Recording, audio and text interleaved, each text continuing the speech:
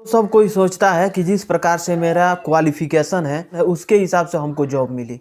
जो अगर मैट्रिक किया है तो मैट्रिक के हिसाब से सोचता है कि हमको कोई जॉब मिल जाए, लेकिन वो भी सोचता है कि हम जॉब करें। या कोई इंटर लेवल पे है, वो सोचता है कि मेरा इंटर लेवल पे कोई अच्छा जॉब मिल जाए, अच्छा खासा, जिसमें सैलरी हो, जिसमें कम मेहनत हो और प्रोफेशनल जॉब हो।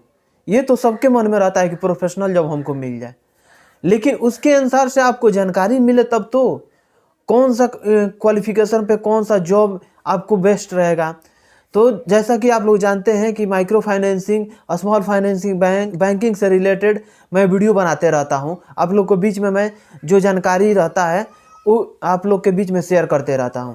तो इस वीडियो में हम बताने वाले हैं क्वालिफिकेशन के अनुसार से 10th से लेकर के और ग्रेजुएशन तक।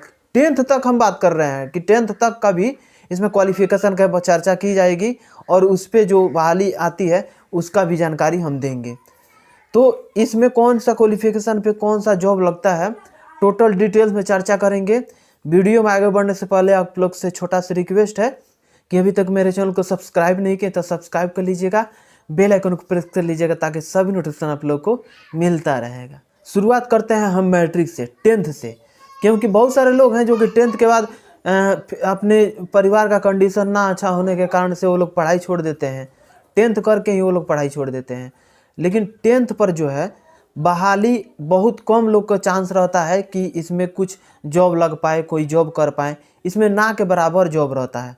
अगर 10th का कोई वैल्यू नहीं है इस पीरियड में, 10th पे कोई जॉब मिल ही नहीं पाता है। तो इस वीडियो में हम बता रहे हैं कि किस प्रकार से आप 10th पे भी बहाली ले सकते हैं।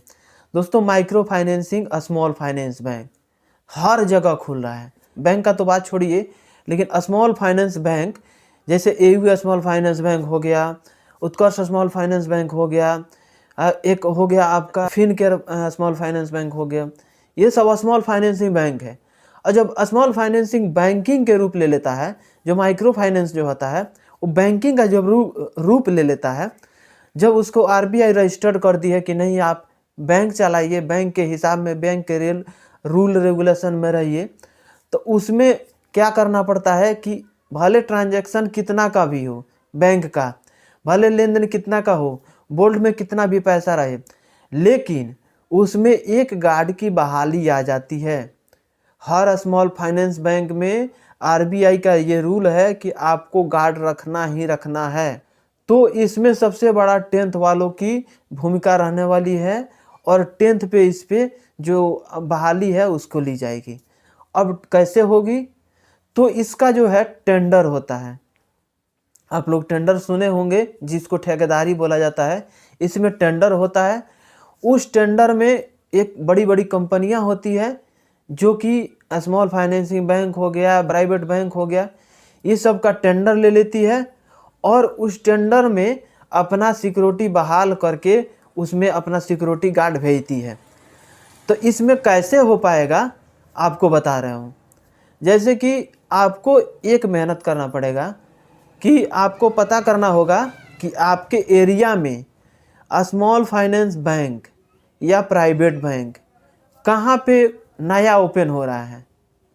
नया ओपन जहाँ पे होगा वहाँ पे जो वहाँ पे कार्यरत होंगे ब्रांच मैनेजर, क्योंकि जब ब्रांच बनना स्टार्ट हो जाता है, ओपनिंग होता है, तो ओपनिंग से 2 दिन पहले, 3 दिन पहले ये जो गार्ड होता है, गार्ड का बहाली हो जाता है, वहाँ पे गार्ड कार्यरत हो जाता है। तो आपको वहाँ पे पता कर लेना है कि किस कंपनी का गार्ड आने वाला है। ये अगर बहुत सारी कंपनियां हैं, जैसे कि SIS हो गई, MSF कंपनी हो गई, VST हो गई, बहुत सारी सिक्योरिटी कंपनियां हैं जो कि अपना अपना गार्ड बहाल करके प्राइवेट बैंक में और स्मॉल फाइनेंस बैंक में देती है। तो उसमें जा करके आपको पता कर लेना है, आपको किसी से लिंक लगा करके।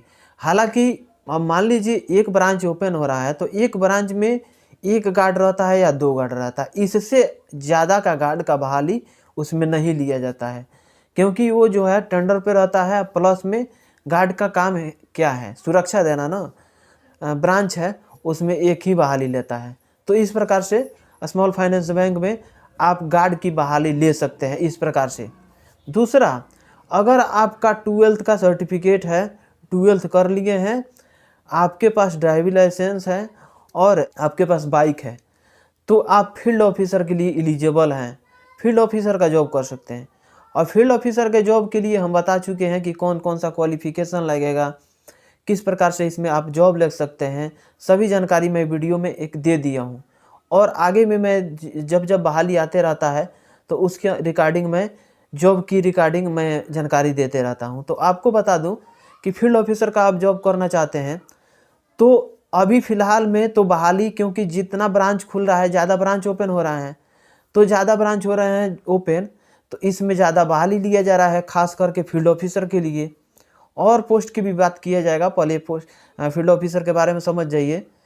फील्ड ऑफिसर के जॉब पाने के लिए आपको सबसे पहले फर्स्ट शनिवार और थर्ड शनिवार को अपने नज़दीकी ब्रांच में एक दिन पहले शुक्रवार को चले जाइए और वहाँ पे ब्रांच मैनेजर जो है वहाँ पे आपको पूछ लेना है इसका डिवीज़न ब्रांच कहाँ पे है।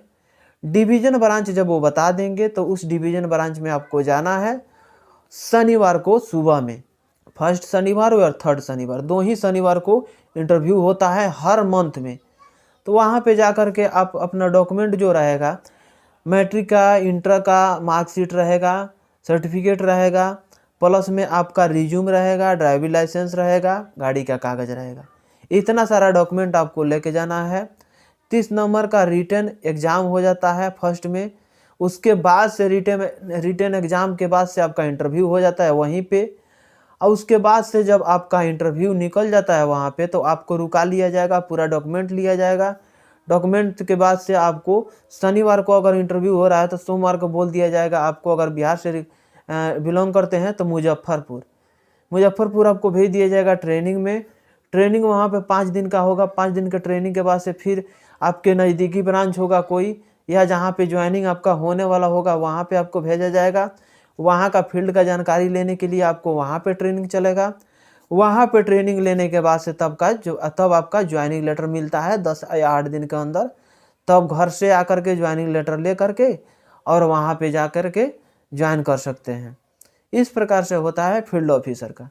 बहुत सारे लोग होते हैं जो कहते हैं कि फील्ड ऑफिसर का काम बहुत ही बेकार है।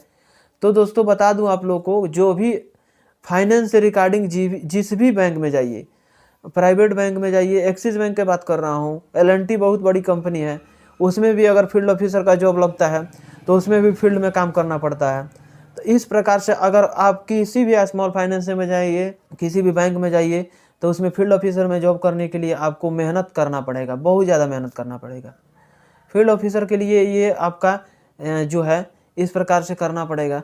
दूसरा बता दे रहा हूँ आपको, एक होता है CSO का पोस्ट, जो कि आपको सिर्फ और सिर्फ बैंक में काम रहता है। बैंक में जो है आपको सिस्टम पे काम रहता है, कैश पे काम रहता है। इन लोगों का इंसेंटिव जो है बैंक के काम के हिसाब से इन लोगों का इंसेंटिव मिलता है, लेकिन सबसे ज़्यादा फील्ड ऑफिसर पे इंसेंटिव मिलता है, क्योंकि उसमें मेहनत ज़्यादा रहता है।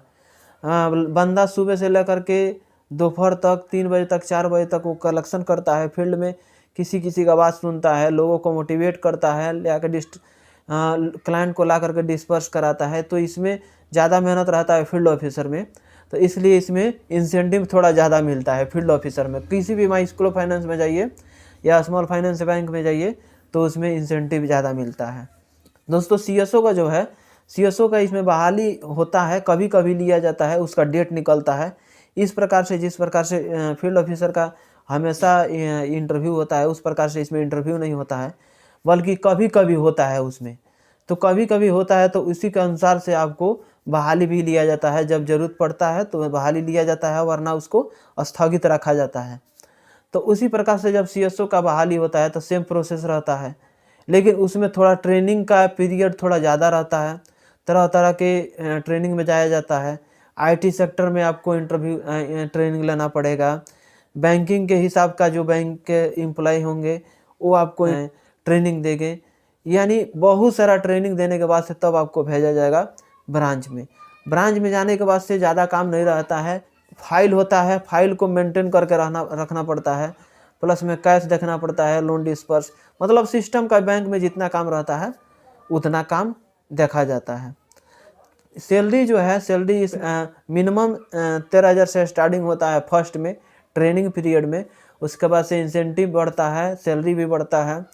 ब्रांच के जो कैटेगरी है, कैटेगरी के हिसाब से इसमें फील्ड ऑफिसर्स का या सीएसओ का या ब्रांच मैनेजर का सबका सैलरी ब्रांच के कैटेगरी के अनुसार से बढ़ता है। इसमें नहीं है कि अपने आप बढ़ते जाएगा, काम करें या ना करें इसमें सैलरी बढ़ता जाएगा, ऐसे नहीं है। ब्रांच का कैटेगरी जो है किस कैटेगरी में है, ए कैटेगरी में है कि बी में है कि सी में है कि डी में है, इस प्रकार से कैटेगरी मिलता है ब्रांच का।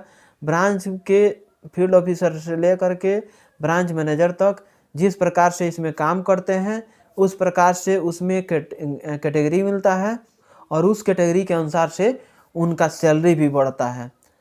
तो अगर और भी जानकारी आपको चाहिए किसी भी प्रकार के और या अदर पोस्ट है, बहुत सारा पोस्ट है इसमें, अदर पोस्ट के लिए अगर आपको चाहिए जॉब, अगर जानकारी चाहिए तो चैनल को सब्सक्राइब कर लीजिएगा, दोस्तों के पास शेयर कर दीजिएगा।